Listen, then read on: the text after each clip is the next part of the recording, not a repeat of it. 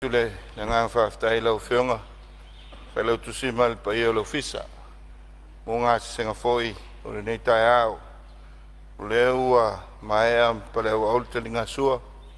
Pa ia o le Palemene malu tātou mauta. E o nei ai. E whuen manatua. Mō le whasiri ngā malos. Whau o ai tātou ngā ruenga. Malo whaftai. Ia le tua i ana mea alofa. Mala soi fuatau tua. O whion talai e le tui tau whailo whanga salonga tātou ngā luenga ma wha moe moe le soe e te tau ai o na pasiel tala tupe i aso le nei vai aso lala lea o lo utulai ma whaalo alo e whaatua i le lafo e whapea i whaatatia ese tula whono tu mau tolu tasi pui tolu lua pui tasi mo le suia o tātou i tū la whono, mo la whono le nei e whapea. Lea whau au pea tātou tau almanga se ia ulia le i tū la e tas, i lea o uli. Ono whatatia ese lea o le mo se malo longa, tātou tui tau au fiai i le i tū la e lua i lea o uli. Wha wawai se ia ulia le i tū la iwa, i lea fiafia na nei, o tātou tōlu po ai. Le la folea lau whionga le whangfutalai. Whalua le whionga le minsta mtanga luenga o tā longa ma alanga o ar fia whapea fwoi le whionga le minsta o whatoanga mwhai ngā whaiva. Siri, o la whamaunia le lafo e whina ngā reisa no mali ioe, au ese le le ai, ua manu malo le ioe. Le whanga solo tātonga luenga tusa le lafo o whamaunia. E whatatia ese tau unbanga mo le malo longa lo sa no le whionga le minsta o a onga manga nuu, ai o lo tu la mai fa ula ve le fionga le tai o le tua ngai ma lia lava la o fionga le minsta wa aunga se itu atu mo mo le ava no le fionga le tai o le tua ngai tu la mai lo fionga tai o le tua ngai e lo fionga le fong stelai fa malo atu le fionga le minsta e sa o le forsanga e luana e mta upu fi tau tala iai tau tele le tulanga le ole tau mwhai tu whatasia o ngā laiti ina ia lava i tamaiti i se a o ngā whalea o ngā ina ia moa po le lua se lau whaltau lea mo le whawhita auri whengai ma tātou e le tulanga o whaia o ngā o le whengwhawhaile o tu whatasia la mata mai ina ua uma ia le ofa. La mata mai lele tam whai tu whatasi ia aonga laiti ma le aonga mua na taponi il tūlanga le laititi. O le aonga sa whata. Teile ai ona ua oifot ia to tele yuta. O tule mai ia le whiangafo ia pule la meko. A pule la meko le foi sa fai tonu le kapeteta. Ia mai o se swinga ta o tele lea. Ona o tele falea o ngā ua malepe. Taluai ofa rambalepe e fo i male. Falea o ngā le pā, falea o ngā whanga. Le whatasi ai mawawau. Te mila lea na whawelo fo i male falea o ngā o loto whanga. Na whatulai mai lole o le whainga whawai lea. O le ala tau te arwai, e le tulanga lea o le aitinoa i whaia o ngā mesili. O le ala whaina lea sa mātou whautua inai a le whau apo mai. E le sauna ngā le whionga i le ministale to tilo i le tulanga. O le tua o tausanga litaya, ma lima leono lima. Ma se tulanga le tele lea. O le vaingalo na lua lau whionga i whangtalai. O le tulanga lea ta ua el minsta. E le tau whonga mo la tau ia e a fia e le tuho i leo o fsota inga te le vavave mo aonga. O le whautuanga i ia Sisila te toa I tau whonga nei. Mai le fo e ona wawhai I tau whonga. Ai mai se la tau tonu olo iai le tomai. Ala on la ta ua le belea. Ona iai nisi na la tau whatinoina le vaenga lea. Ke lea whale kongu a kulai mai iai. Ina fo I tau whonga sa whai. Ino fo inga whatua au matu nei. Ia nā se whautuanga mo whatinonga ngā luenga a whale tonu. E a whia umaiaka ko kumalo. Rano winga lai le o se mea whai whapito le tūlanga o whautua tuai. Ai mōli le leo a o ngā tātu whalau. Ia, sei tūrawa lea wango lau whionga le sui Palemene. Ia, sei le ngangai. E au na tutulai atu e. E watu fuse tūlanga o tau tuai. Ia, ona e leo pea on sit fia. Ia, I tu, me sa tūlanga whainga whawai tu. Sa tati ai. So wede sa sau noa I le tau whonga sa whaatino ai. Ia, I le paia inga taluai. Lau whionga le whonga talai ua whamawina le tūlanga o le paititia o whaia onga me se whale onga. Ma o le nganga le nā tonu le whainga whawai toi loilo. O le tasi le nei mata upu e o mea le teimi le nei manuo o mea le whionga ile.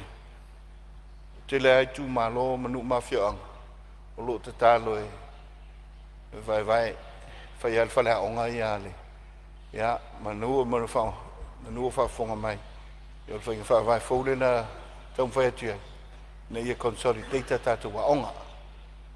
Ia pea ona sau nore whionga le teitai o le tuanga. Ia o futia na o alu. Whawhita uri fo na iai, pitai. Nono teinga o le malo. Te tapena ia whainga whawai le lei. Mo nei le mare lumanai. Sau no foi le whionga I le teitai o le malo I le tūlanga o le tuangai. Teitai o le tuangai. Tūlanga tau o whonga. Ia I le pale mai o le whainga malo. Whatutua I le tūsa mo tasi. Ia I whawhita uri. A meisia. I le iei se internet. Ia onga. Lea sa tau mwhai e whaise whafo tala whengai. Si teimi wawi. Lea la mo mafuai. O na whaate e atu le walu se lau afe. Whaatino I le internet. Mai o lo ia. Isi awala I mwhai o na whaonga ina. Teimi tala whengai. Ia. Pea a mata o na whaale tonu isi awala. Mor si rifia. Tolu awala mwhai o na whaonga ai. Tūlanga o tātou satelite. Tūlanga o tātou cables. Ia mai se foi tūlanga o tātou wifi. E mwhai on whaonga ina ia o. Ia le connectivity. I tātou waonga. Ia ma le sosonetu lea. Tādian malo. Langang whalor. Malo whaftai lo whionga I le sui Palemene. Ia o le aima watu na whionga. Ia o stoi pōpou au. Whainga whawai. Ia o le mai o mata watu o leo tula I mai le sui o Wai monga wha lau whionga. mai ngano wha mori ia tulai mai. Whaftai tere lau whionga mo lea wanoa. Lea I whuisa ngai ngai. Mai monga wha tulai mai.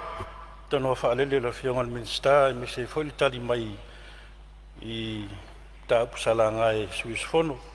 No le sa whea le nei tu malo le. Mātou whalea ngā whau le. Ma lifa le pia primary. Whaftai tere lo sau noa lau whionga. O le ua a matawhanga solo ia. So ta inga wha teknolosi. Ia au le I talaina aloa ia le masina fau. Taluai lau whionga o leo sau noa marino le whionga sui Palemene le. Toi le longa whainga whaavai. Ia manatu ao o le tele o aonga tūlanga lua ma korisi. Ia sa whaavai tu malo I tua mo le anganga. Ina ia awhiwhio matala au ia. Ia alum whanau I tu malo I tua. E peita iane o maitauina pel whaatu mulia o le. Mātou a onga le malefa lau whionga. Se sisilane whainga whaavaile o no le. O le whale onga fau lau ei nei. Iau tapula ao le. O le tolsulu li mana I le tolsulu walu ia tamitia onga le potu aonga. Ina I mawhainga whatia le whaia onga o na. O na wawina I alum whanau. A whaila o le. O le a whaatuma wina pele whaatumulia o le mātou a onga le marifa lau whiong. Ia tal tono foi o le whainga tā, foi le sunga I whaia onga o na tau mawhai e au tau ina I alum whanau. Ia ele mawhai anu tu oa le rolofi mai o mātua e fia au mai o lātou walo I mālifa. Ia o le ngangana na inu whaavai ia isi tātou wa aunga tulanga lua ia tua I tu mālo mafia o ngai tua. Ina io a ngai pea alu whanau le tu mālo I tātou wa aunga io mai on whaavai. Ai pe whaftai o le maua le saunoanga o fionga sui Palemene o le la toi loilo whainga whaavai ia. Ai nā toi whamanato atu lau fionga ili. I le whainga whaavai le mātou. Lau mua le marifa whaftai mila vanoa. Malo whaftai sui. Whaftai whoro whinangaru. Ia, o le maua atu rana fua. Ia o le toi mati au whainga whaavai. Pe whona saunoa le fionga sui Palemene. Ia fio anga e to la iti ia alunga whanau. Ia ma se vaenga vole lo watu iti ai ma lau whainga luenga. Ai a o mai fori tala whatai ia pia. Ia wato o tele alunga whanau.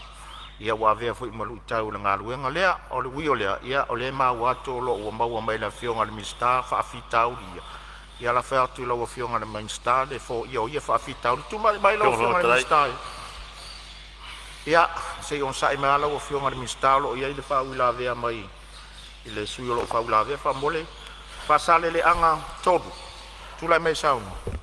Tai moro o noa whaasau ina o le saunoanga matonga o fia le fionga minsta. Le sa o ta uai I la ulaunga tulanga leo le school connectivity. Mana ia tele nae wa mai tau atu le la tui whamarusia. Pau tulanga le te tauna tuatu I tau tafa lau fionga le minsta. O nai tutonua ai oi ia o tulanga lua. Ia e pena tasita I lua te tol computer le lo iai. Pe vai la o fionga stulanga foi le fai statu fo fa vai.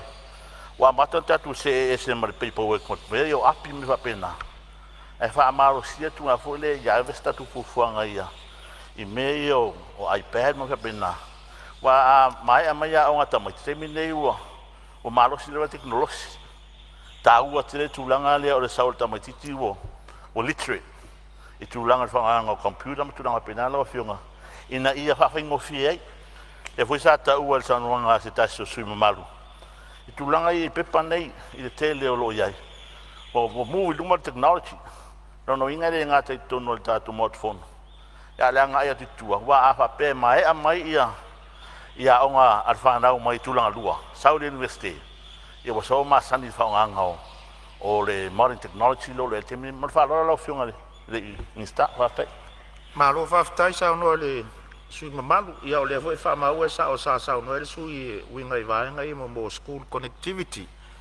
Ia mesel tūlanga fo le internet e fisota inga I taimine ia o whainga whaavai lava. Ai la fuatu lau fionga minsta e whaua umari sao noa. Lau fionga te whawhetalai. Ia o le watu o le avoe tūla I mai le sui o vai maunga toru. Ia sei tūla I mai sao noa. Ia whaftai lawa lau fionga te whawhetalai mo le avanoa. Whatalo whatu lau fionga mai se ia le sui mamalu umo le Palemene nei tai au. E le anganga le mātou te le se ua ia le saunoanga mātango fia le fionga le minsta. Ia langa o le whawhongwhong tapua I mai se mātou tu mālo. Vaenga tonu ia salanga e se mātou tautalanga. O le I tūtawa o onga lau o fionga. Leo manino o saunoa manino fo I le minsta. O whainga whaavae lau ia mai se motalo sanga o ni whale a onga po o ani polo keti tele. O leo a tu watu I tua pe o whaama tu watu I tua e nafa ma komiti a onga SS. Po a onga te tasi. Ai o leo whai oto e tu lai mai lea fionga sui Palemene. Ma saunoa mai o vaenga ia lewa la a ngai atu I ele malo e feso soani ia onga. E tau fite e na ila e sau whaalongo I la ngā whaaloalo. Ia vaenga ia po o le mea o le tiutia le malo le la a ngai atu e tā pena talo sanga ia. Mo le whausia ina o ni whale a onga. Po le mea o le la atu pe e komiti. Ia pe o le fisili lea ma le ngā whaaloalo. Ia, malo whaftai. Ia sei tuatu pele a wanoa I le fionga sui Palemene. Te misau no le fionga. Aftai lo fionga fo te lai. Te misau no le fionga I le minsta. Ia ina nei a faitau e se tui le mape. Tu sol tulanga iai. O le meo lo to I le teimile nei. O le matafa ioi al malo. O le tutongi o whai aonga. Ma watu le OGG. Pai whamaina o le vanta o tu mai ai. Ai, o te pena inga o le whale aonga me whapena. malai me na le fioanga ai ai tar sanga mai malo so sonia malo mai la tu na partners tu la fa pena ina la ni na la tu ile so sonia malo mai le mai lim tanga lu nga yo I pe fa pena pe ta e mai ta wina tu ti teatro fu ia nu uma fala o ia ele o foi population o isinu ia le tu langa te tau ona iai fala onga ia ila fa automati mo se fala onga mai sai nu itua ia le fu sa no tu langa fo le na wa iwo wa mai kwetanga ia wa mata ni fa titia ia la fa o fa tau fa tanga mata mai ti nu itu e pe tu langa le na pe ven sa no ele so io mai maunga lona fa ia ele tu langa fa tu mulio se la tu wa on ole nganga tonu le tong fa malo il miliona decentralize tato wa tunu te pena matina e tua mai se ia e moni nga luenga fa popo mai se foi la fa na wa on so so ni ai tu langa le ngate fa tu mulia ia o tau langa me se foi tato wa wala ma le paipa ma tu langa fa pena so so nyai le foi sa no ele tu langa o le tato school connectivity ia fa pena la vel me no te inga e ia onga e lue ma na ia la onga tasi le nei o le tu malo o palauli numero tolu mai loa fa ala ma mai to muli tasi la onga e lua computer lab ai donate mai uma tama fa na we fafo e ta I lua ta I tolu vasenga ile level tas nganga le tu mfai ia in decentralized ia tato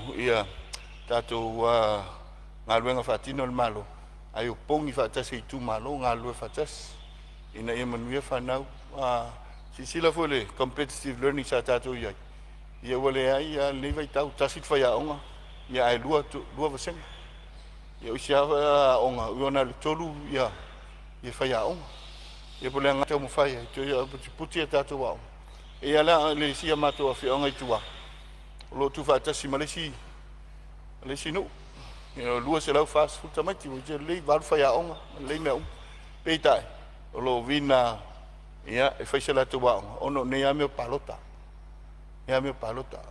ele te talo tu ia fa vai ta penanga lelei ia awal manai manuia ta tu tangata manangang fa lalu malo sa no lo fio ngai le sui pan mia ia manato le ua fio nga vai nga o ia sa lalu e tau tala ma le avalo fio nga ona le imanino le ia le vai nga sa ofisiringia fa bolmol o le tulanga le fa matu watu il komiti la to te tape na ina talo sanga mo ni polo ketele mo fale aonga po ole fe so soani le matanga luenga ile fa tu muina tal sanga ia pe ol vaanga le ona ole na o sa valia la tu malolo o fionga le fon fetalai mai ol fa iloa mai anisio pura aonga ele o yaise nga va ia la to fa tu muina ia pe patal sanga ona ole fa to mai atu tapu nia tal sanga na awala tu le malo o fatasi ile vai aso tu na ila o fionga e se fulu fitu itu lau ol pepa fatum mai fa pena fo ia le tali mai al to tele o isi am pasala o fionga o atu nu ena to lau mai e fai asina tele o le tapenanga mo le tal sanga ino ni fale aonga ia o le tal sanga na ia manino ila o fionga man fa lor ia se on sai me lava se e mo le fau lavea ia e te ui mua mai no fone talatu leo le avano langa leo e sau no sao ai o le vaenga le na a le vaenga le na e sau no le la fa manino atu le vaenga na le fionga sui Palemene mo le solonga le o ta ulmanga ta to fono mo le nga falo to mai lau fionga le sui Palemene altai lau fionga le ia le e se não tem ia o le ngang le manino ia familia tu pale o atu to se tat le ngang maulalo o lo tala noi le telinga o temil nei e pe fa penal vai ngalo yai mata fa yo malo ma komiti ia ma fioanga e tai lo titilo o tam fa titilo so telinga ina ia to tulang ton tutuila fa te inga malo ne tatu o lo centralize la to waonga e taisi le primary school ia pe lua foi ale tu malo ai fai uma ele malo fale a onga me uma lon fatinonga ia fa pena foi ia la tu kolis tasi kolis ale tu malo fa pena le tulanga ai ja a sila i se leni u faalu e las luas futo sang ia o ai o le maintenance mal tulanga le wae tonga a to tu tilo na ile si luas futo sanga e fa wa wa fa vai le le mau tu pe tatu tangata tu fa popole avenga i lungo le o lungo le tulanga ia ile so i fanga i tua mai se le uti o fa soa le ne vai tau le winga le lungo fa vai pe wale alanga te tau tu tilo malo au mai grant me au mai tako tona so ani e tatu wa ai o ke nice le malo fa si no fa la o ma tulanga o le nganga pe ande te le sa no ngal mota tato asset management, tato infrastructure, le tato whamasinonga, le whale o loiai, tato whalmai, e whale o malo, e o ai tūlanga uma, e o ai tele o whale au, o lo whale tonu, o na wenga il vai lau tele, tau anti tilo, me lewa wa whasolo nungal tau ta, ia whausi ai whaianga, tau fo i mana i tato nu mafi anga, le te talo atu lea, ia e manino lau tu sila. Ya me sele tau mo fai refionga mi sta Nang whalal. Whaftai sao noa lau whionga sui Palemene, ia e fsosani atu fo i sui mamalu o tatou maota e tu sa i fo i le vaenga tonu le wo i el sao noa ngale whionga minsta. Ia le fo fsosani le whionga i sui Palemene. Salo finangalo umai e whaalia e afonge e tangata si umau le whainga o whainga whaavai. Ia a e whaafonga toa lau whionga sui mamalu sa e la ngā vaenga ia o le wala ngā e lisi o sui a whaipule. Ia o le tali umana mo o rua po o tō uma ai mo le whaasao ina o le taimi le tūlanga na. Ia o le wafola manino mai le whionga le minsta.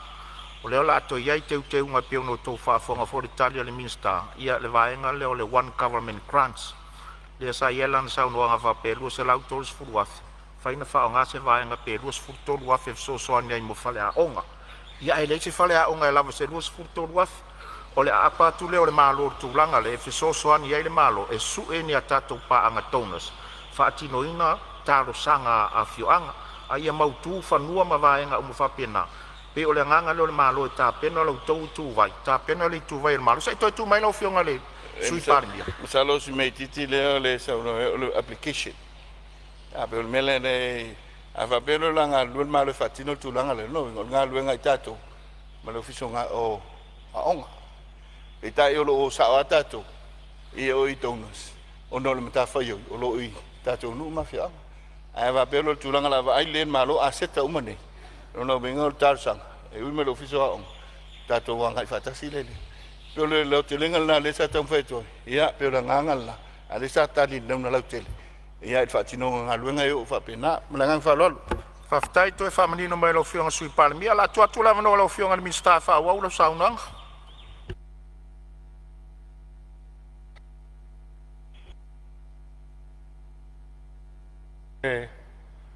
Whawhitalai. Mo le whawhitai le whionga sui Palemene. Mo le fsosani fo i whaamalama nisi o whaabai o fo nei o le whainga o application nei mo a onga fo.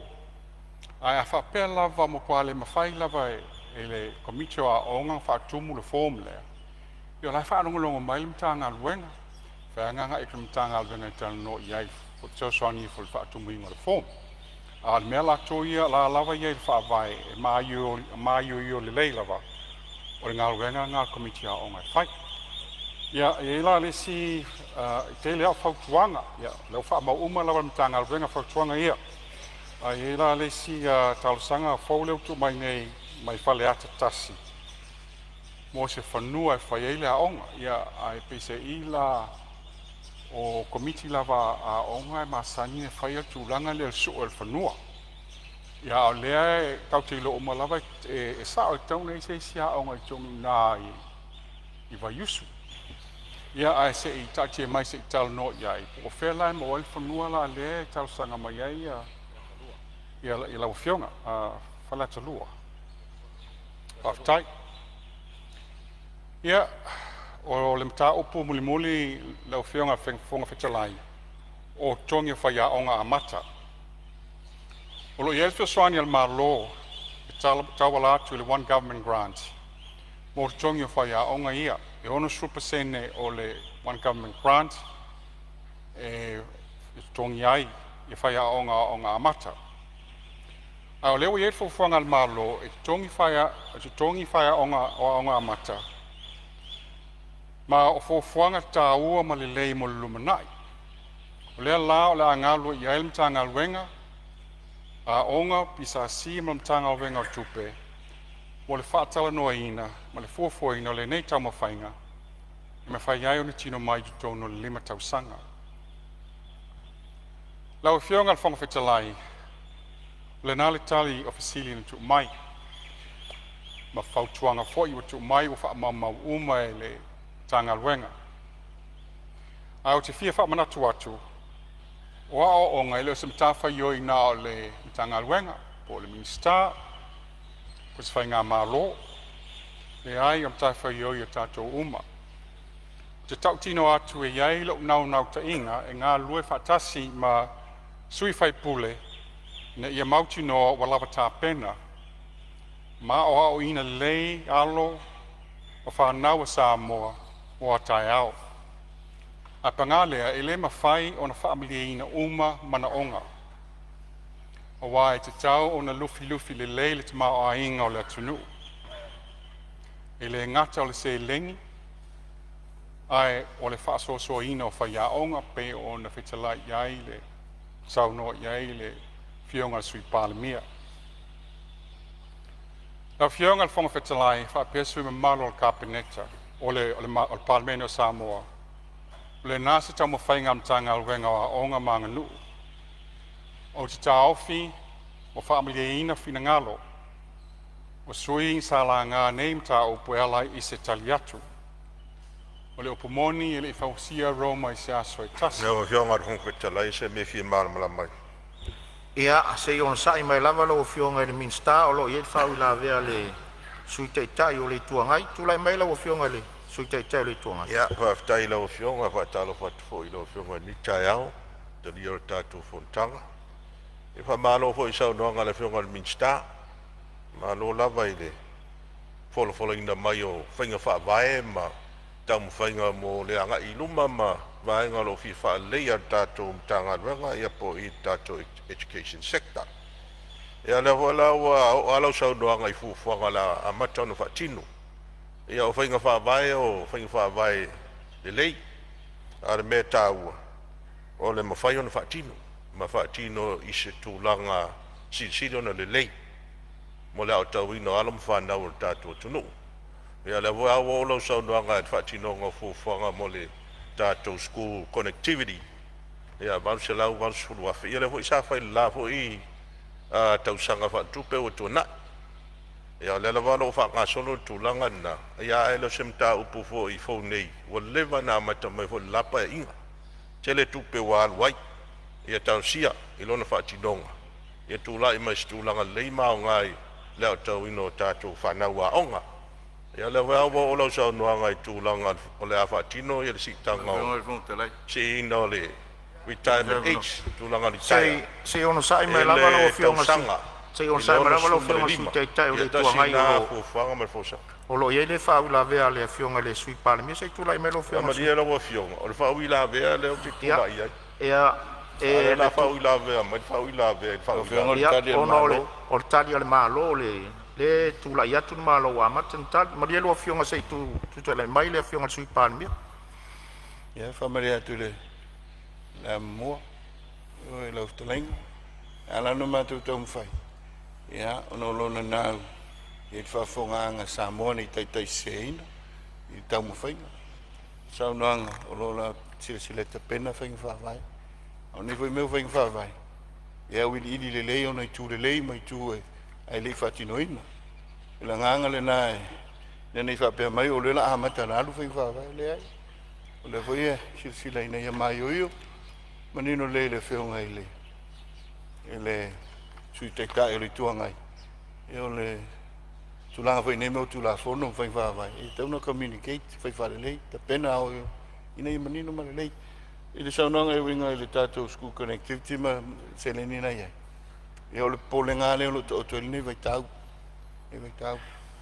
o lo tatou o le wal se la wal su afe e o le tau o le internet mo a onga pe tai o le te lenga e o lo tatou ai sia i company e o mai fatino e o le tulanga le sai ai o le private sector pe tai e fa mo mal private sector ia i le malo i le tele o mea ia uti fut fa so al malo e i le saunanga al private sector le ale Vodafone na mai ane pa ia i le choka ma ninoa e le o lava tupe avatu il malo so soani ai e le winga le na o il malo e te pena ana ia a seta e fa nga la tele ia e le tatou tunu mai se so soani o nanga wa onga falmai leo fuimu ia mai latou e mai se futi mo so soani ai terminei o tatou fa moia ia il private sector providinga latou infrastructure mo tatou me la lea ia la nganga le nala o fiong la nga sa o ia i le mtanga luenga le sotenga ia sa telefoni na tulang langa la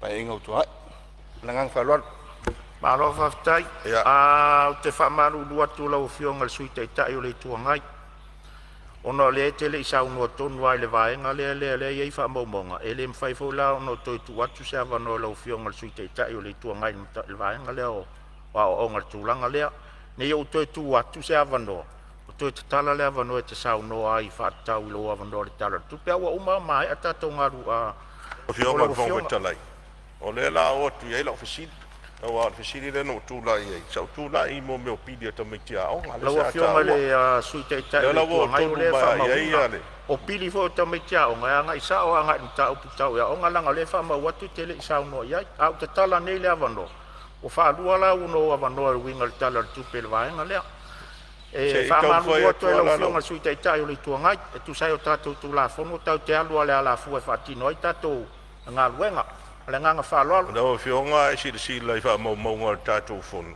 sa uta ua o nga fua ta metia o nga amata tau de kolisi le la me te amata lo fo sanga i tu langa fa vai e o mai la i me le wo tonu mai ala tau talanga ya lo fa ila ve mai de su ia malia la lo fina ngalo afa pe le malia lo fina ngalo lo se o solifono le mena o le e fa ia tu fa sanga no fo tatu fai foi tatu tu la fontu ma o le o mana ia fa nga solonga tatu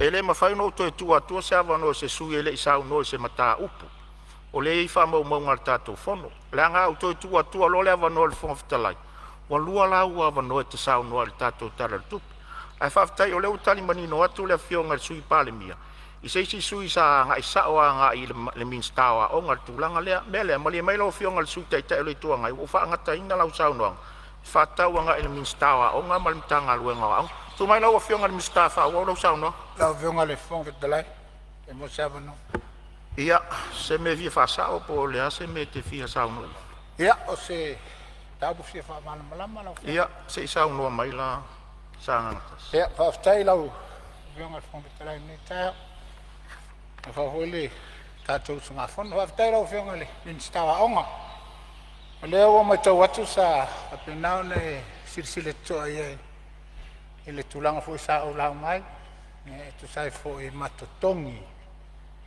o tatou fa ya onga mata aftai mo le tali mai ile mai tau atu e o le nawa ai le fo fanga le tanga luenga e malawa fionga ina ia sila to ai le vaenga le taluai e pe no tau o le tau sang fa o mo na fa tu la no o le lima le tau sang ai la mai tau talu ona pasi e tono Palemene le tu la fono e te tau ai ona u fale le fa tau sang ai tono ang fa tai tai a lona fa vitau o le tongi o fa ya e le nga fatia la tato mtanga luenga mal malo ona fai se fuafuanga e to tongi ai ia matu ia fai aonga o lo whapena na utawina le whātau sanga. Ia i tono le payroll le ofisa o aonga po le mitanga luenga o aonga. A le alau mai tau ato le fau e tali manino le tulanga. Ia o le a whapena na sila ia i tono le nei 5 tau sanga e te talo malanganga ma o lalo la wafeonga i le minstawa aonga. Talu ai. E le mawhai o na tau fi ai le au ino tamaiti o ma le temili ne. Ai o le asa sila am tanga luenga malawa fionga ina ia mawhai o na whaavave tulou ia se tulanga i mawhai o na whai i nai whai a onga lo au tawina la le whatau sanga lea e anga ia wale 5 tau sanga ia mo le primary school e malanga whaaloa na o fionga whangwhitalai Paftai sa no su malu ia la tu le mano lo fionga minsta fa wa sa no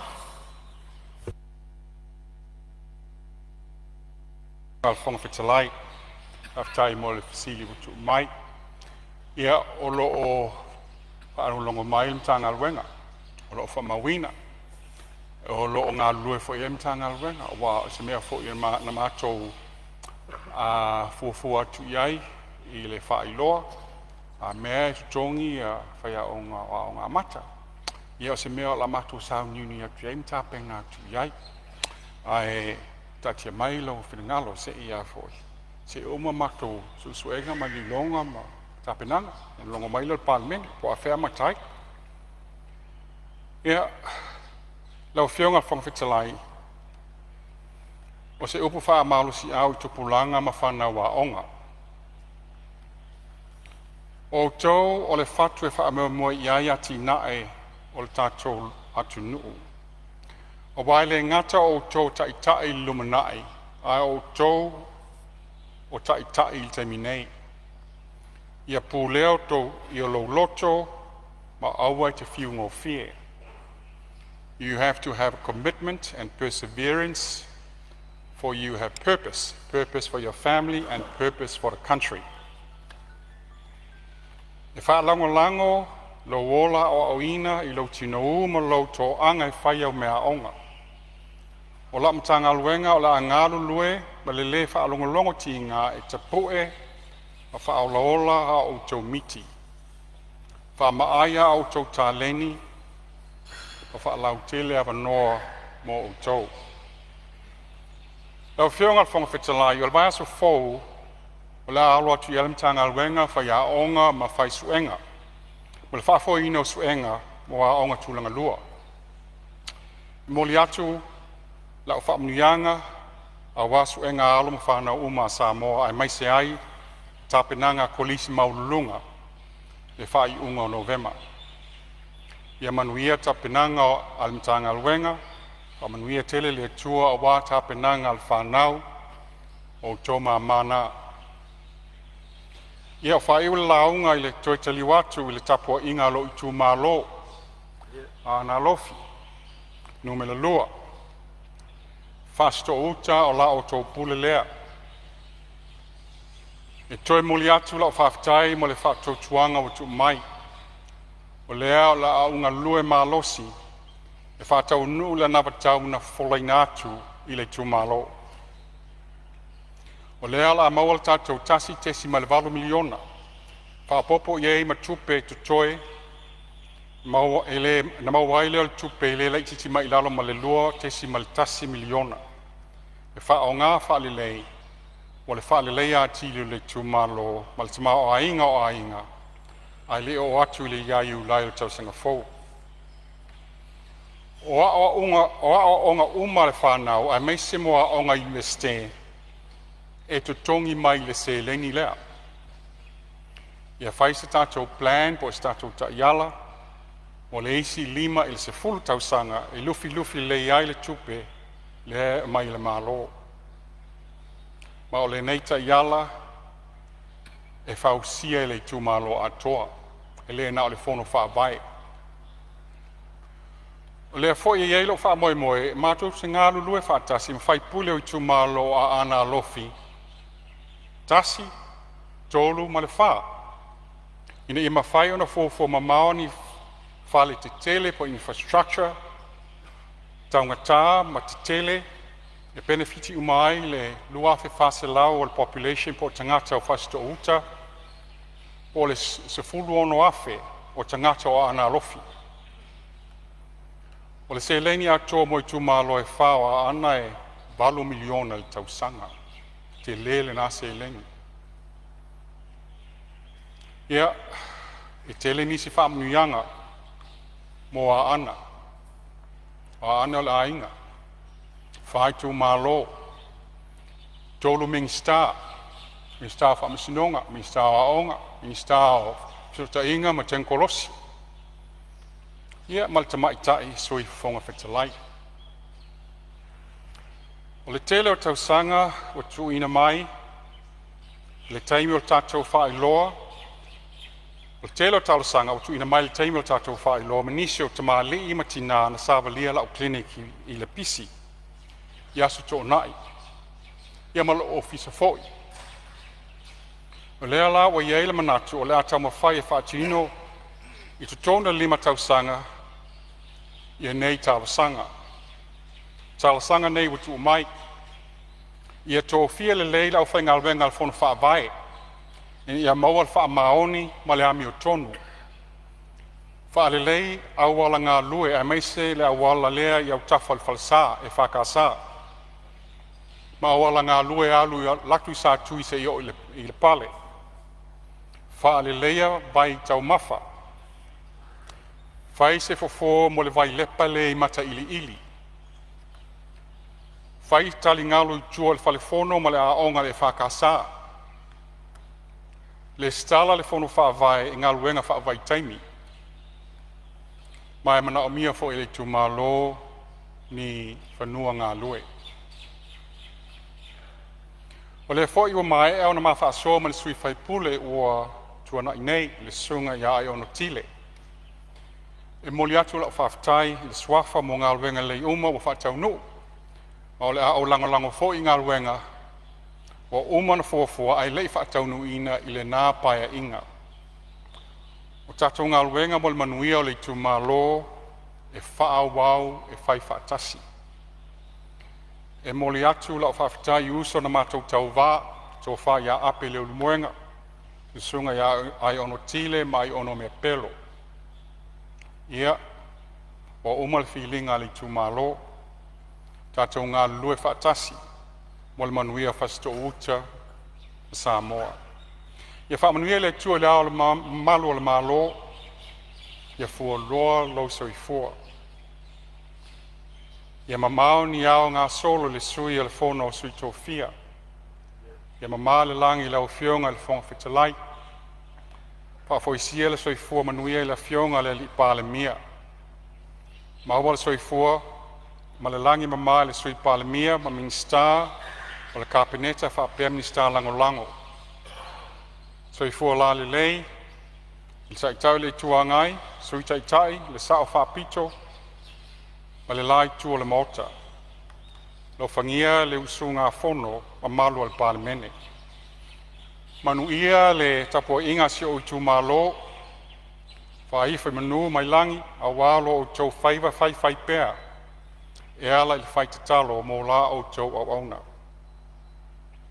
Ma le langi le tapua inga i ainga o Samoa, i fue la lafo mani to'o ngausia, i tu la toa o le usonga tu mua mpule. Manuia le wha no manu, a le ainga sa le vi. I iai le file mua le tua le Palemene o Samoa. Soifua.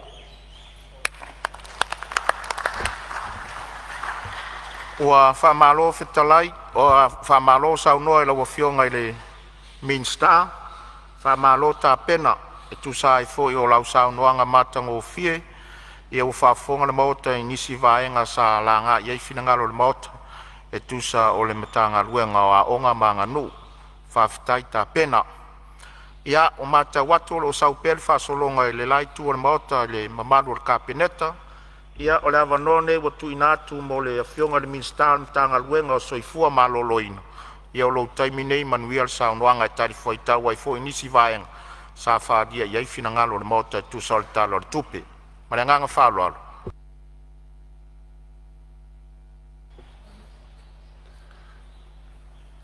Whaftai atu I lawa fionga I le whongwhitalai. Mo le awa noa fo I wa tui na mai le nei fo I usu ngā whono. A lo whatalitali fo I mwhawhonga Samoa ia te nane fo I sio I tū malo. Ngā ngai maunga mua. Pata mea sa malai ulu. Maunga masale aula. Talitonu e tele aso e le lawaso. Tele foita e ao a le lauta e ao. O le au whaase e lilia ia I papa lau le lei whai mai na whaalawa ai le amoa. O tua o I mamana leo le tufunga ma le aula. Whai mai na whanga tua ai o la ua I la mutu. O wā le tāu lulufau. A e tainane tapu ele whai mai na iai le puna tele. E lala masusu ai le lawhia ngainga le tamaitai o lupe lele. O lele ua tafa ata o malama e pei o le tala I whale tongo se ipa ia pualoa na saa ai le tamaitai o le tau pou lava o le nei nuu. A wā watali le leia le whale tufunga o malo. Ai ua ngase lava le whale tufunga o taua. O le vesili pe ai sea. O le tala, a lea ua whaausu ngafa pa ia o le atua. Ua momoli tini o le langi, e la ua fionga I le fofonga fetalai. Lea ua maea o na fusifusi lapa o malo. Momoli la ia o la au I fongaa. Fai lea mavi inga tau moli, tau masuasua, a wale atua sili ese. O lele ua tapu lilino sa o le tupua. O le tupua ua o lea ua malae tau ave tia fau. O tua o le pea mawaitangutu e fio ai le afionga ia faumuina. O ia lava o le tupufia. A fio ai usoli. A lala ta iai ila ua ono fuasa.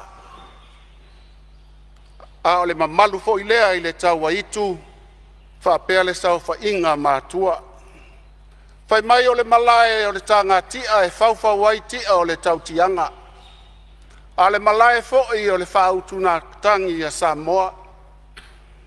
O lele ua tapu vai tasi ai to uli o Samoa e 50 ma le tasi. Se isa ili mafua a wā se manuia o Samoa, nei, taeao, malua. Tulau na ia le fio ai o lau fionga I le fufonga fetalai o le maota. Wha malo le pale, wha malo fai o le whaiva. Ai tainane fo I le fionga I le sui fonga fetalai o le maota. Se ei mai ai ia le fionga I le tamaitai o afa masanga. Ma eu le matalasi o neito finga. Tulau na le fio ai o le fionga I le li Palemene. Fa malo le taliau, fa malo le tofi, fa malo le talo. Fa fetai foi o lo fio mai I la ua o afionga I sui Palemene. Ona po toe lupe ia e tainane la ua fionga muripola. Tulauna afio ai o afionga I minsta, ai tainane foi minsta lango. Tulona lau ua fionga I le taitai o le ituangai. Ma eu le matalasi, amu ia I matou, o tatou nuti mea fatasi, I le nei fo I paia inga se fulu ma le valu. Tulona lau ua fionga I le sui taitai o le ituangai. Tulona lau fionga I le sao whapito, ia ai tainane, le pa ia lasi o sui o le Palemene o Samoa. Tulona lau fionga I le whailautusi, a wā le whenga iai ma le Palemene, ia ai tainane le mamalu o le matanga luenga, fono ma tula fono a Samoa. Tulona au tau a fionga I pule sili o matanga luenga taitasi, ai tainane fo I whaululunga o so se whaala potuputonga tu maoti, whapea foi, pisinisi taitasi. A tonu sa o tau au matangi, i tulu inga e whao le lalolangi, ia wā se tau mawhatanga mo Samoa, a leo wa lau se saa o tau whaiva, wa mapue ai ngā luenga mamana i te tonu o le Palemene, i so se matanga luenga, ono lo tau titi, wa mamoli mai e titi ai, i mātou taito tasi, wa mātou pale ai, wa mātou ofu, wa mātou la ei, wha malo le ono sai, wha malo le tau iwi, wha malo le tau tua mo Samoa. Tolona lau a fionga e le amalu le malo, tai nane foi lau masiofo, wha pe foi tau a fionga iao, sui iao le fono, o le sui tofia, ai tai nane au tau masiofo. Tolona lau a fionga e le wha masino sili, wha pe foi il plestene o wha masinonga whanua masuafa, ai tai nane a fionga, i so o se wha masino ngā lue ai tutonu le matanga luenga, wha pe foi lau a fionga le wha tonsili, ma lau matanga luenga mamalu. O te wha atulau atu foi le tapua inga mamana Samoa, tama mo latu ainga mo latu tama, le usonga tu mua mapule i tu au ma la taua, ainga le tai ma le vaa o Fonotaga. Le tapua inga foi, ale malo tutuila mamanua, i le fioai o lau a fionga, i le kovana sili, wha pe foi le lutena kovana, le plestene o le maota maualunga, ai tainane foi i lau a fionga le fongfitalai, ma fai pule uma o le maota. Talitonu o paia ia o Samoa, paia o Samoa e mai malai tele le fali niusa o le tui manua se i pa ia fili ma pule tuu na tau wilo ai manu o malo. Ona wha pele o se wha mtalanga, e le wha ngaloina tai ma wha ululunga o e ka le sia kerishan uma le atu Samoa, o le tapua inga fo i tua atu o Samoa i atu nu e mamau. Ai tainane whawhea ngai ngā taulangi so se whata lo tau whaiva o le ngā lulue i nei whakerisha no ina lo tātou atu no wha mamau atu i mala e o mai. Wha malo ma whawhetai le te talo. A veia le nei awanoa o te whawhetai atu ai i loo i tu malo ngā ngai maunga numera tasi. Mai lava i whale tongo se i pa ia le tupua i vai tutu. Tulauna lau a fionga lau ano malou a inga sa lau ano. Ai tainane fo i le toa fia o li i maae. Ai pola pui pui e le tula fale li i ma le mamalu le fale a ana. Tulauna le malae ua tauta ua ia Samoa ono le papai mai ai o le tua. Ia wā le tūlanga tau tamau a inga whaale nganga. E fio ai lau a fionga tuala, malou whaale se fulua, sala malou whaale walu, ia ai tainane pola pui pui lo ua lua to lua te vanga ma vai whaale, ia whapea le mamalu sa le muli anga o le whaale upolu o tō whinga. Sio nuo sa le aula, tulauna pua loa e fio ai lau a fionga, tau tai o le fue, whai mai o le tama na viso tai ai a inga sa tuala ma le inga sa pesta. Tulauna tau longo mai e fio ai lau a fionga wangu tia o e lava o le mauputasi lau a fionga pule ai. Tulauna aso sa e fio ai lau a fionga to ia i vau o e o le maupu. Ia whapea foi sa mau e fio ai masu ai lau a fionga tau ili. Ia e mai se le tupua i vai tutu e tāanga tasi mai le atua walo vai na tutu mai le langi. Ia e tainane lo tu malo tausi o le matua te pola pui pui a wale tau vāna no foai ma lo tato i tu malo.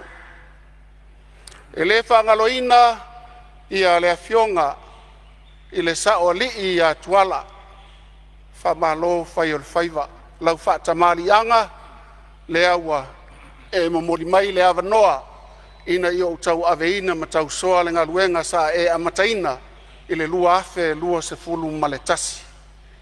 Ai tainane foi o tātou soa tau lau whionga lau ano ia whapena foi lau a whionga lau whitalainga tua whe talai te vanga. Whaptai atu foi i lau a whionga le tapua inga a le sui o le sui tai fono le whakasa i lau sunga le toe ina Palemene tau ilili whamalo whai o whaiva. Sa e malele ona tu uai lea o le lau elele ia a wā o fuafuanga tau ave le vasa loloa. Toe taliu le uto whafua loa lo soifua. Whamalo le tapua i lau a whionga patele ia whapea foi whapea ngainga taulangi ese o sio i tu malo. Ia lau sunga le whawhia ngainga pe nai a koro, whapea le whale tua ia langi. O si mātou komiti whawhoe i lau whitalainga se woti alo whipo, ia whapea foi lau whitalainga vai whale tau anuu sa o tau mai o tau taimi, ia ele ngātai lea o lau tau tomai, tātou te nuti mea whātasi ia manuia la tātou wha moe moe. Ia mai se lau whitalainga alo whiposi osi, sa e ngalue puno wa i le eise taui i to tonu o pia nei, o lea lava sa tu matila o ngaluenga na whai. Ona whapea leo se mātou whamtalanga lau a whionga le taitaifono, lau a whionga le whonga whitalai. O le a mata atu se mātou tala o le nei matanga luenga o le soifua malolo ina. Na matua whaate ia au ina ua maua le lipoti na tu ina mai, whai mai e valus fulu pasene o i la tau e mali liwi Samoa e mafua mai ono wha mai le pipisi. E mafua mai lea ona o tau mafa ia po le soifua i tutonu o ainga, the lifestyle. E mafua na wha no noalo o mafau lau whionga i le whonga whetalai. Awa e fōlinga mai e whaingo fie na tineia ia ngase. Ona foi, e mafua atu i lau ai tulou, ma lau ai, ma lau umukuka ma le tatou umukuka, le mafua anga o le mali liu o tele o tangata. E le mafua mai le kalesia, e le mafua mai le whale mai, e le mafua mai le maota le nei, e mafua mai lava i loo whata mala lawa whionga le whongwhitalai. Aisea, ono inale amatanga o mea umba, e a mata mai lava le tau mafo le vai, tau mafo le esi, tau mafo le popo, mea umma na whapena, ona wha iti ai leo wha mai le pipisi. A wafo, tātou te tau sa ili i se whafo, ai o loo tali tonunga, tātou sa ili e pui. Pui, whawhita uli. Ina nei a vea le nama o sia a vea ma wha mai pisi mo i tātou. Ma au te tali tonu whapena la wa whionga i le whonga whetalai. A o mai e mafua ia te a wafoi e le te tau ono u whatali se isau se fo mai e vai lo u vai. E te tau no o vai lava au i lo u mai po le ale mafua anga. Ona whapea i leo se whamtalanga. Wo mai ni fisili se tele mani fautuanga le lei mai le paia ma le mamalu o le fono usu o Samoa ia e mai se to o taitasi o le tātou Palemene. Mai le lei lo whaamtala ina atu mau tutu ua maea na tapena ai e whainga malo se ima vai atu ma o loo whaauau e le whainga malo le nei. O le whale mai lalo manu pe ona iai nisi o fasili, mo lou si la fia lau a whionga le whongwhitalai ma le mamalu o le Palemene. Ua maea na talaina ia te sema luas fumat wha, ia le whale mai lena whaateleina, whaatasi ai maa pitanga, a wafo mai i to tonu o le malai. O se fianga le nā, a wasa ngā lulue i la tou na mua e tapena lo mātou o mai. Ua mai a fo i le whale mai o pautasi o na tatalaina ia te sema luas fumal wha ia le whaateleina o le whale mai whaatasi fo i mapitanga o fo mai i totonu lava o Poutasi.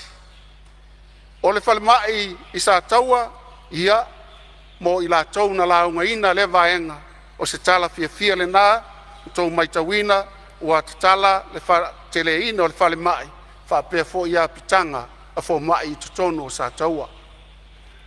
Le ngata i lea, sa iai se sui o le tātou whono nei, sa ia whapea mai, ua mafua o na le whataunu ina le whale mai o lona i tumalo, o na ua vale tu lima fuafuanga tau ave ale mtanga luenga. Ele leina o whapea atu o lo ia te auni i meli mai ia i la tau e ono whanua, na mafua ai na le whataunu ina le whale mai o lo i tumalo, ina nei meane e tau le pua malafo mai, wha mole mole, fili tutoa au saunoanga, ai le i whaia wai se se ia saunoanga. O te tau manino atu lau a fionga whonga whetalai, ia o lo ia i fo inisi o whare mai. Malia whenua le fina ngalo lau a fionga le minsta, o lo ia i whau la vesa i tula i mai le sui o whala taim samtau. O se me fia whasao, po se me fia whamamla. Ia le lei sauno. Ia ngai leo tā uara mātou i tūmaro le whionga i le minsta. Ia le mai tau atu e o mātou i tūmaro le ngai mai saunoanga. Le ai e le i a mātua se whaasea i le whaatino ina o le whare mai o mātou i tūmaro. O le whaasea ana watu. Whato a longo mai au to tasi le vai aso whaere pālota. A o le atu ngalunga na sa watu. Ua loa tau sanga o tau le whare mai o nei tu malo. O le whio mai o nā latu lea se singa al minsta mare whaton siri sa iai. Ia sa manatua e wawe ona pe sautai mai pe a whaiwa. Ia se whare tonu o le whanua. Ai pe o le mele sa atu ngaruai. Io ne pe e whoringa mai e se mafua angana. Fato alongo mai le fai pule ia male tu malo ato tasir vai aso o fai nga palot pe o le fasiale sa tu inatu ia mato te talo nei tu malo ia lewa tu lai mai lo fionga le minsta ia se ia lo fanele fa le mai o nei tu malo wa tau sangao wa uma na pasia nei Palemene ia e o mai termine le fatino ina male anga fa lo Malo whaftai, ia o lewa ma watu no fole fina ngalo le fionga i le sui o whare la taima sa matau, ia o le tūlanga fuule le sa taru sanga ina le si foi whainga malo, ia lea ua whatoa tau se furu male iwa e aso le fionga le minsta, ia to angalo o fionga te tal, ona to ina mai le fionga le minsta, ia le tali o lo fina ngalo, wha ua matsau no angalo fionga le minsta. Whaftai lau a fionga le whongwhitalai, whaftai fo i le a fionga i le whaipule. E le lei lava na whae tete la fonga lau a fionga, o na iei wha maumaunga. O le asa sfulu tolo i uni lufulu lima te ail se fulu le tae au. Tau au ina ai e le mtanga luenga le imeli mai le ona le whanua. Ai au le iwhaia le whanua le lau a fionga. Wa umana so le pule i tutonu o le tumalo. O ai la se o le fale mai, soifua malolo ina, pe o le afioanga, ma le tumalo, le mea le nā. Nei mea ane no whai atu, au le tau le pua balafo mai, fili tutoa i upo e ave ai lau whaamtalanga, ina nei mea ane moria i tātou le tai o o. Le tala ia ina le pausia ina le fale mai, e whai tumalo i lunga o mātou whanua. Ia, malia whenua le fina ngalo la fionga le minsta, ia seitu e tūlai mai lava le sui o whala taima samtau. Te whasosoni atu le mai tau atu tau tō tā mai le whionga il minsta. Sila il minsta i le proses sa whanga solo il whatinonga o whaimai whaitumalo. O leana ofo ina atu le whanua i le mata ngā ruenga. E whaiela la tō ngā ruenga ma whaile lease agreement ma le ana le whanua. E leo mai no mai la le tumalo ma le nu. Le tūlanga wo iai le lease negotiations le sa whianga i le matanga ruenga ma le ana le whanua. O lo no whapongi sa le tumalo. O mea na o lea watuai sa mātou tua lalo. I le tuai o na whailoa mai ia te au. Ia o lait whaatari se o tu malo. A o lea wa sa tau na whailoa tu loa i le ana whanua wa le mana o e whao ngalo na whanua. O lai tele isi whanua o le tu malo. Ia pe o le mea na e whamanunua toi laua fionga minsta. Lewa mawatu le fina ngalo o laua fionga le sui mamatu. Tafalo fina ngalo o tō tamai. Ia ai silsila ne de. Whalmai o nei tu malo ma le anganga whalalo. O le mawatu tusa o le fina ngalo le sui. Ia ona ele o toi tula i mai le sa avea mawhaurunga o le mtanga luenga.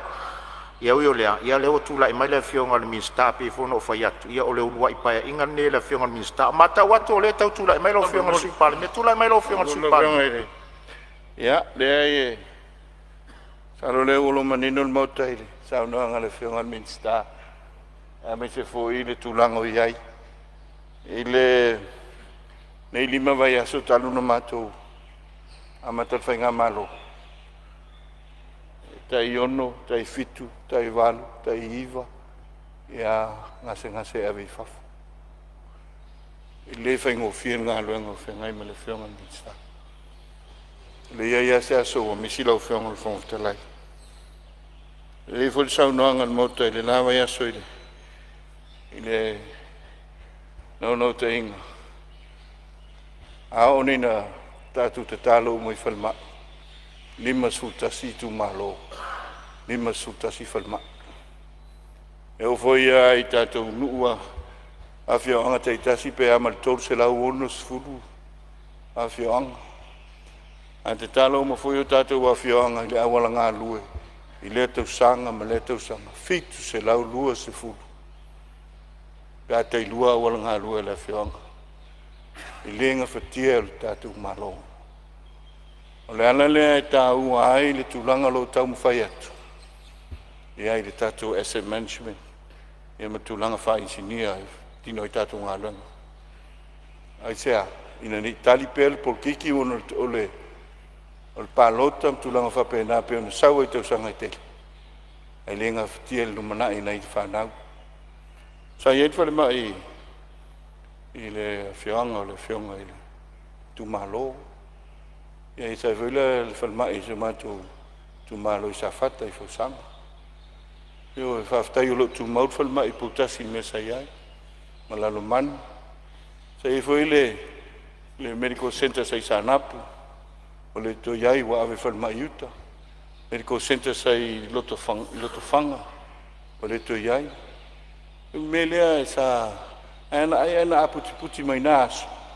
I le asset management le tau whai atu. Anto nui le tu talo le whionga minsta. Ala winga lea. Iu ma vaile na whasu tau sanga. Tātou wanga ilu mai ta pena le. Manai manuia o le amatanga fau. Ia wā se Samoan manuia. Nangang whalwal. Whaftai sau noe ro whionga i le sui pānia. Ia e isi mea lau whionga i le sui mamaru o leo a sosani atu le whionga sui pānia. E leise anganga e whanga i tuitui le sau noanga le whionga i minsta ia po le whionga fo i sui pānia. Alanga leo sau noa le whionga i sui pānia e lima sfultasi tu malo o tau whasoa. A o lea sau whaari manino. O le whare mai o nei tu malo. O whionga leo manino le. E lua paia inga wa umona pāsia ai. O whionga pe musa. E le te tau lao na toi alu le whasolonga le lima sfultasi tu malo. Sei on sai mai lava lau whionga sui mamalu se toi tu atu le whionga sui pānia. Sau no mai lau whionga sui pānia. Te musu e tala. E manino i o lau. So vai na vat. Sau noanga al mota. Al mota. Le sa vea palmia. Sa loalo sau noanga. Ile nauna lau tele. Ile sila whawhai pule. E alofa ia Samoa. Oe. Si atu nu lai titi to a tolu piliona. Levan tau asa mai le lua te si malfia piliona lona GDP. Le ua o le tolu piliona. Aisa, wha mua le atua. Wha mua le alofa. Wa ai lau tele i tangata uma. Na i lor palota. Le winga le tata ka fia vieto. O le nauna lau tele o sau nanga. A toi utei o le mota. Whionga le palmia. Whionga te tai o tua ngai. O le sa vea ma. Palmia pa inga ta luai. Oe, o i lantou. Ia, toi tai o mota. Sa ai filo le tau whatuino le tātou malo. E umal nei te tātou, la matanga fau. Tātou ngā lurue. Tātou ngā lurue. Tu ia la unga le palota. Ia la unga le palota. E whapena atu e le o whai atu se si tu angala usau noa le whangal tutui. Ia o la nganga le nā e te tālo atu ai. E tele tāleni le atua o tu. Fo ina ia i tātou. Whao ngai le alofa. Whao ngai le alofa. Ia so matu vai tau whai le alau whenga. So ne tuai. Ia manuele tātou whono. Whaftai sau no lo whionga sui Palemene. Salo le mawatu e le no foa. O le afia le sau noanga la whionga sui mamalu whala taim sa matau. Ono o umana whai e le whai unga se tasi o whainga malo tu ona ia tu nei. O le alae sau noa ma e le sui. Ia ai malia ia lo fina ngalo le o so ni atu no foa. Ua wha mau ia tuale minsta malana sa mala sa ia le napa ia inga. Ai tu mai lo wha tuanga le minsta fo le o iai. E alo vatasi lo tato wa. E fo le manatu lo whionga le minsta ia se ia malea vaenga langa o le fo ie finau le whionga le sui whai puli. Ta maori tu malo. Ia ono le tali na toi na atu le whainga malo o tona iatu. Ia lo whionga le whai puli ia ala fo mai le wha tuanga le whionga le minsta pe ono whai atu. Lele ia to se fast food aso tauna se e mai. Malea nganga whalole tu mai lo whionga le minsta wha wau sau noang. Whionga le whawhitalai. Nā tia whaleo le nganga whawhitai. O mea tōnua rea sa tau mwhaitua ni tu malo. E whawhitai. Whamanuia le tua le whionga le minsta. Whaftai mo lo whingana mamalama. Ia whawau e sau noanga lo whionga le minsta su fu maloloi. Whaftai o whionga le whawhitalai. Ia o whoine tele le ulunga i lau whionga le whaipule. Ia sa o le lei lava o la awa i ai le paketi o wale whamoe moe. Pau lea ia sa ili lei mai sta whanua le lei. Ia o na tāu si whiangainga le whatau nuu le whamoe moe. Whaftai. Sa iai nisi o sui na whetalai ia pesa unoa foi. E winga i le tātou whale mai tua sivi a wale whaatelea ina. Lau whionga le whongwhitalai. Ua mai a mai foi e ala i tau mawhainga a tātou whainga malo wa tuana i atu nei. Ona iai le lua sipulu eka, o lea wha moe tino ai le whale mai mo salawhai, i le lau mua i sa le lolonga. Ona e afe ngō fie, e le ngata i le tu sa lenga palauli, ma wha solo atu ai, au le tu o tanefo asau, se i o lava i si ua whanua. Ia ma o loo iai le fuafuanga i peuna vatu foi i le anavatau. E wha moe o le paia inga le nei, e ono fai ai le tātou whale mai telelea i sa la fai i sa le lolonga. Lono winga a fai e whatau nuu lea, ona whai titi ai lea o ngā luenga e whatino, a wale whale le ia o le whale mai i tua sivi, i a wafo i lo tātou motu tele i sa la fai. Le ngatai lea, na fesili nisi o sui mamalu o le tātou Palemene, ona ua wha i titia tupe sa tuu ina ia mawhai ona wha ngaio ina ai ia tātou tui pui ma tu langa wha pena. Mo le sila fia ele maota lau a whionga i le whonga whetalai. Ona ua iai fesuia inga na ta pena ina le pisa si ma ua wha ese ina ai whatu ai ngā tausi. Tu sai lo fingal. Ia malia fengola o finangalo le minsta o lo ia fa la ve mai susiu mo sai tu lai mai susiu. Se me final, se me fi fa sa o po se me fi fa mama. Se vai ngai fia fa mamlam fa ka kile la. Ia sa no ia. La va no me la ofionga le fonftalai o nei tu malo. Talinga fia longo foi le sangwanga le fionga le minista. I vaenga tā ua ua foli atina enga le tātou malo whaafitai le pol whaasoa la ua whionga. E taluai ona la se ese ma vaenga tūlanga o vaenga o whalmai. Whionga le minsta le soifua malolo inga sa fea sa mātou tala le tārsanga e tuina atu. O ngā sa anga iaku ia le whainga malo ua tuana. Se asia singa o le awhatu se whalmai se o mātou tu malo si umu. Ia, nana ta oto atu lava i au tawhala o whionga le minista, mātou te le ngautā. Ai mātou te whaaloalo fo I tūlanga whaatatitia le tātou whainga mālo lo ta oto nei. Ia ona sa ngai atu lea singa. Ia o le ala lea sa mātou tutuli matai iai le vaenga lea. Feo iai le whinangalo le whainga mālo. A whape whaawau le vaenga pe ona iai. Ia talia maleanganga whaftai. Ai ta oto atu iau tawhala wa fionga le minister soifua maloroing. Whaftai lau fionga le whongaftalai mo so mātou wa noa. Malo sa uno de sui. O siumu ia o le alawe wha mawina sa e tau sanga fo e whale mai mo siumu. E wa sanga fo e moletali lian tu atu de sui o sam tau mo whale latai. Tātou talo ma tātou mori tau sanga I le tua le fina ngalo on minister. Tu lai mai lau fionga minister wha wasa. Ia se tu lai mai lawa le sui o fasa le anga numero tolu. Ia, e po se manatu e. O le ale o se me fi fasa o tu langa le fil mai le tu sivi. Se me fi fasa o po se me fi fa mamla mai lo. La le sa o tano ia tu langa o tu lo ia. Moenga lo hapena ona ia ngasi va tai lo ma watu. Fu fanga ma wata tu malo. Tu langa o le foi o tatu fa mai fo le la fa salonga.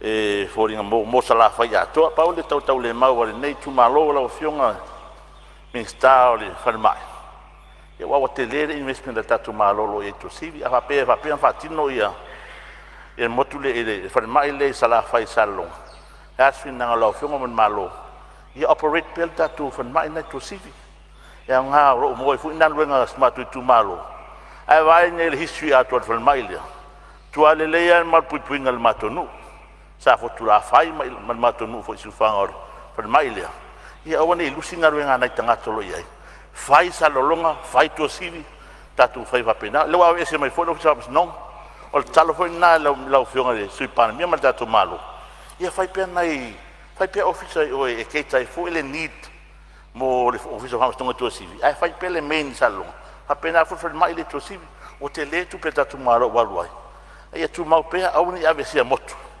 ai fa wa pe me nga fa ra fa stai ia fa stai lo fionga de sui mamalu wa fa sale le nga todo ia le o le nga fa stai ia le we sa no ia le tau si o me to tino le tato malo fa stai tu atu la lo fionga sui pan mi o lo tu la mai lo fionga le fonftalai wala na no atu lo fionga to e se fia fa mala sei on sai mala lo fionga le sui tai tai o le o yo tai tai le tu ngai sei sa no lo fionga sui pan mi ia pe le nganga le na le po se di lo le to a ni ma vai a so le fionga ile a le fu fanga me fa vai ma la ngai lu mana ya to no lo to mai fa tuang fa ma wina fo ile le nganga le au mai o le nganga le ma no to inga ia ina ya tina sa la fa pa wa le nei ia ne le fa tino le fa nga malo fa pelo ma to le taliat ai tatu sile le o telenga ia ma le tulanga ia matou tatou sota I stain langa farol malo fa tai lo fionga sui palemia ia lo mai ta wato lo tu le mai lo fionga le tai lo tu ngai se me fia fa mamla malo fionga pe fia pasa os me si fa mamla mai malo tu fo ile sananga le fionga le minister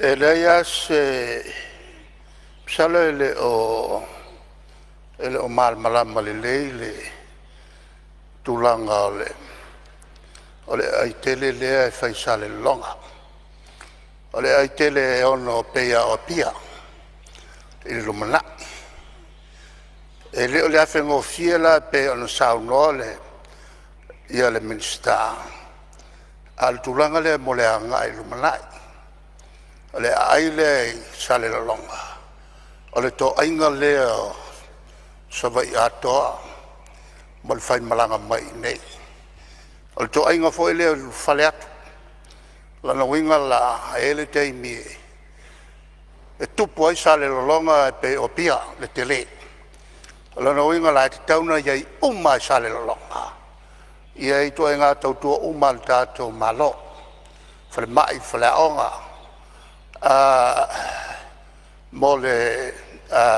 mole tunu atoa il fai malanga tu mal fai malanga mai le la foi la lai na fa vale ai le pe ona a matafofo mai tau sanga e a fei sala vol tol e a mai uma ia I tau tua a o fale la lai oi tai pe fale mai I tua sivi e fai an fa o pe e a wa te le se le nina la sosan mai ai el malo Japan e fai an fa o pe ma tu ti ai foi ia ngase e mai I sale longa o le tulanga tonu le la e le o se ai na fau e afe ngofie a le ai fau o le to ainga a toa leo o le tatu atunu a to mo le atu I sa vai ia male o mai fo sa vai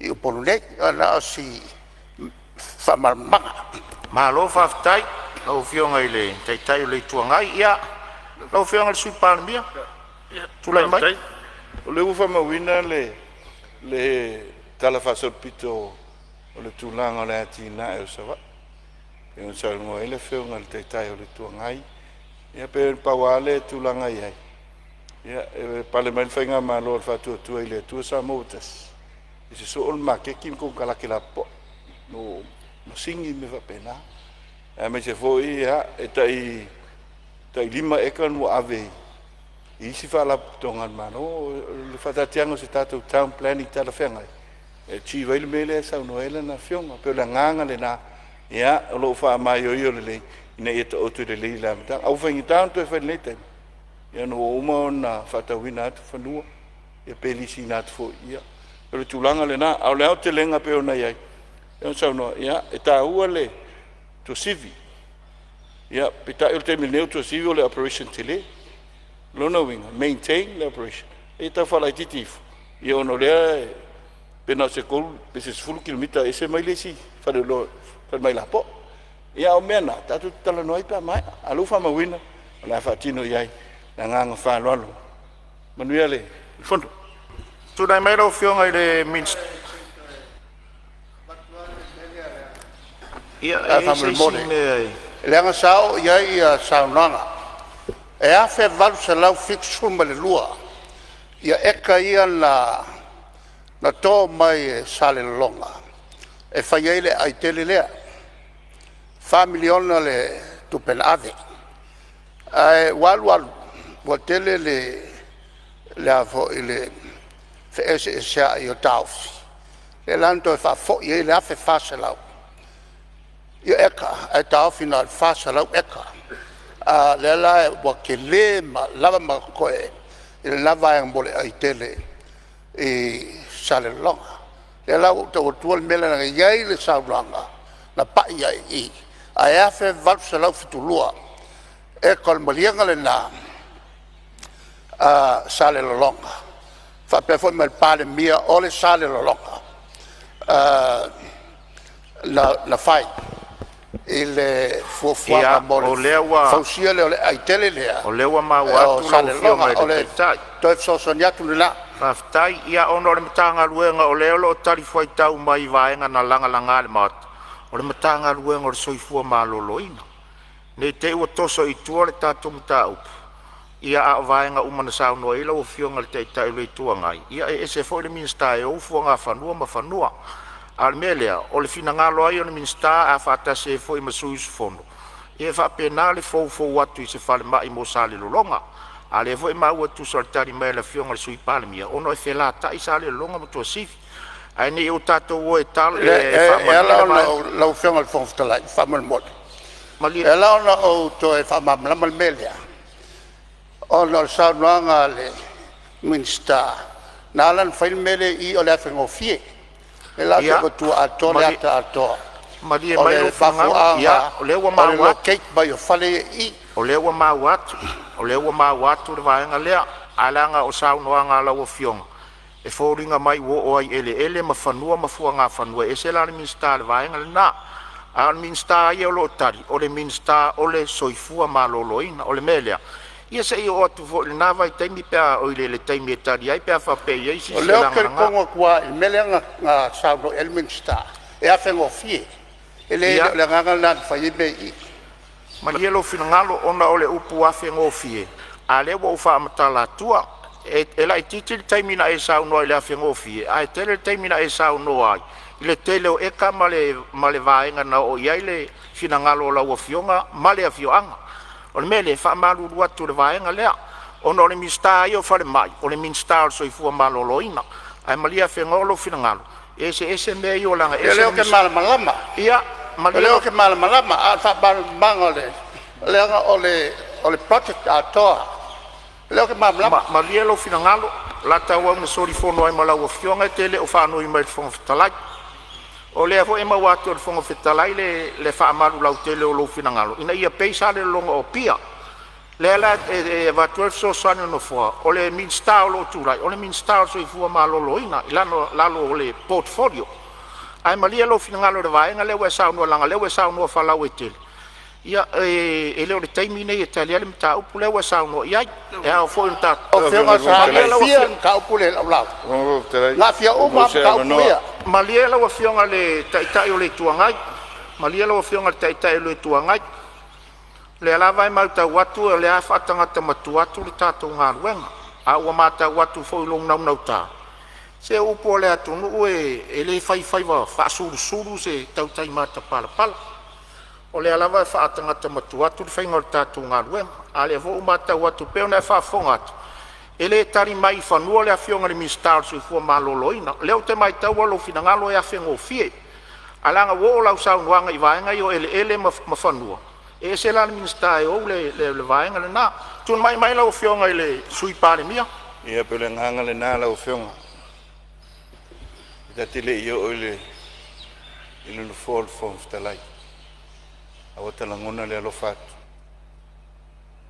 na le lo fat to mane to le pa inga unga yo so inga vai ale to load mota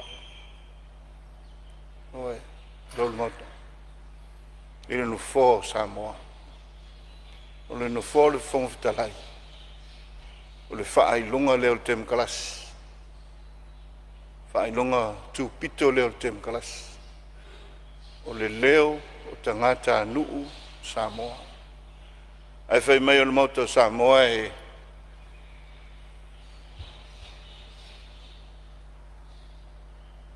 ta ui fa lo Mulanga nu le fa mataina mai o tatu tu amo matua tatu te folau ai yala le ala o fengol telai matu tu la ia tu e o le ala vai sauli so sofa le tu lo ne fa fonga mai le tu nu lo la tu leo tu lo ale o matu te talo atu malanga fa lo au ngani atu au mai sava no tu pulang fo mai sava no au mai sava no au mo Samoa mal tu pulang fo o matu te lima se fulu mon tu o atu ale on nos fulu o ye foi tanga te o le fio mai Palemene ai sa fainga nei o te talo lea la fa pe fea e le numa na yo Samoa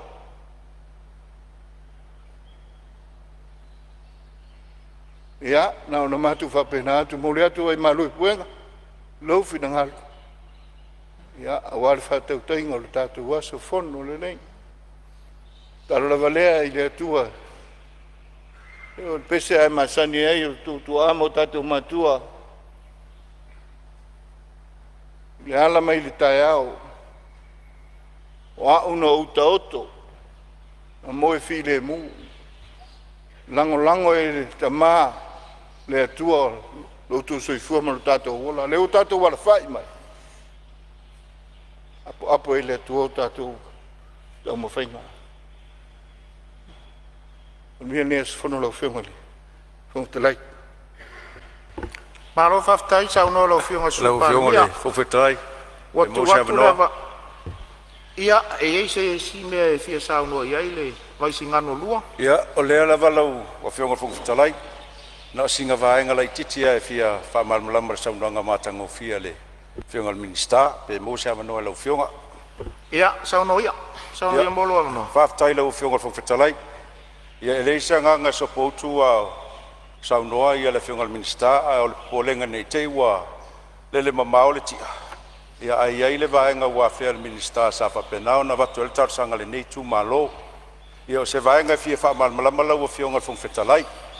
Tau tala fa to le manino ia to for file mula o fionga le minista ia ona fa tai o lewe e fa ilo mai le tulanga o fufanga le malo sa tula i mai le pa inga sfurfitu ai au ona o fa manino atu ilo fionga ele i fa tele ino le matu fa mai sa ia va nga lua fa le lua sa fatino ia o lesi fale o fo mai o lesi fale e le mawhai ona tawhia i mai.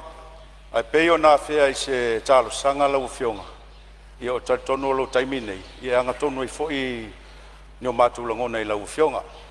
Ia ona o le mātou wharamai. Na o le lua o otipo potu e tawhia i mai. Ai wha moena i le potu. Longa winga. Na o le valua mai i mwhen tawhia. O le tu maloe a mata mai lava siu a sabe pa ia matia i tu au.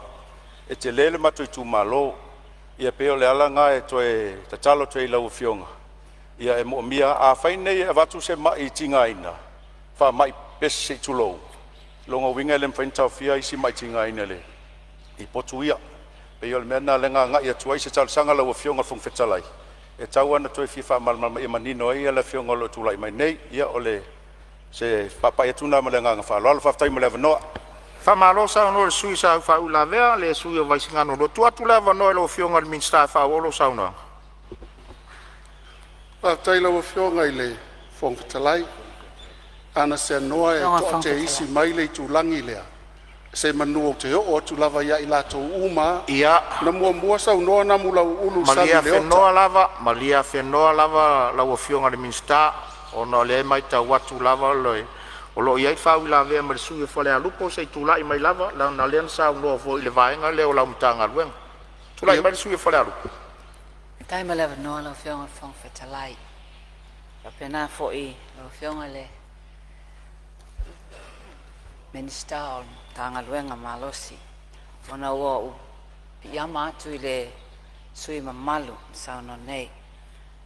Ona olma vaenga lava leo la tunu sa tuina atu se tu alalo le nei usunga fono la fionga minsta pe a fase fina ngalo fia mana o mia se isi fo mai tai to lua male lo ia te nei ole lo eta ua matango fia lava fa aftai mo fale ia pitanga pe na eta ua ai pe ni sa no vo le sui mamalu motopoa le mana o mia lava se isi fo la potu o wale ia o la tau fata o tolia le se mai mafo angala o fionga ma ta o ia lo sau no anga fa tele ino le to tele o e fano to low ono fa mai le pipisi e monia sa o le level sau no anga e o mato la fanga to low pe me foi na sa vato e foi se to lalo pele ono fai lava se clinic ona sa ia lava fal mai fa tu malo la titi ane e all mato no e le anga au wala e fa si ingata ia tina mata mama to tua ia ai fia lava to tele i fa mai nei le pipisi as a fa pele me fai ona fai se medical clinic ai pem fai fo no mai tua ia nei ta mai ta fo mai e asi mai i te mama tina mata tua le sivo i tu alalo sa tu inato el mato le nei sui la fionga le minsta o le lavale o le factoto ngai o le lavale o ni fala au o lo iai tele lava na le panadol ai is fala au mana mia la fo mato tu lo lava fala au tau ngungu fala au ya ave sei nei le tinga tino na mia lava i le falmai le sa taua ia fisosoani fo ia wa ia ngaluenga fa ale soi fo maloloina fa lo alo la fa tai ma lava no ma lo fa tai Ia e manatu I finangalo uma o whaalia e ngā ilimtanga luenga le fionga le minista. Ia olo so solo lava ngā ele soifua malolo ina le vaenga le o whale mai ma fo mai. Ia ai malia whianoa le finangalo. O na iai fo lesi a tiu te tau ave o le minista tu sa wha la tonga tau I wha rawa wha fo se ima wha vai tau whatunga. Ai mana ia o na se isau noa pe le minista ngā ele vaenga tonu ale I whale mai ma fo mai. A mai, ia ona tuatu lo le awai le lope o lau wha la vela la asau mo tali o le minsta. Mo le wha whaingo fia ina o le tātou ngā luenga. Ai atu watu taitasi o tau whingalo taitasi o tau manatu fonga fitalai o toso o tātou ngā luenga. Wai le lope a wha uma mai lava le whingalo le minsta I le vaenga tonu le tu whingalo I. Wa tali fo I lau mtau. Wha I titi ai lo tātou taimi adu. Taluai wa tātou taunu umai le taimi malo lo le tātou Fonotaga le nea uli. Ia ole am faun fa wau sa noanga pe atali umai malolonga la wofionga ni minsta o te fasi silatu fa tati eseneta o manga fono au fa tu la fono mortato malolonga le auri to tau o fia le tu la lua le auri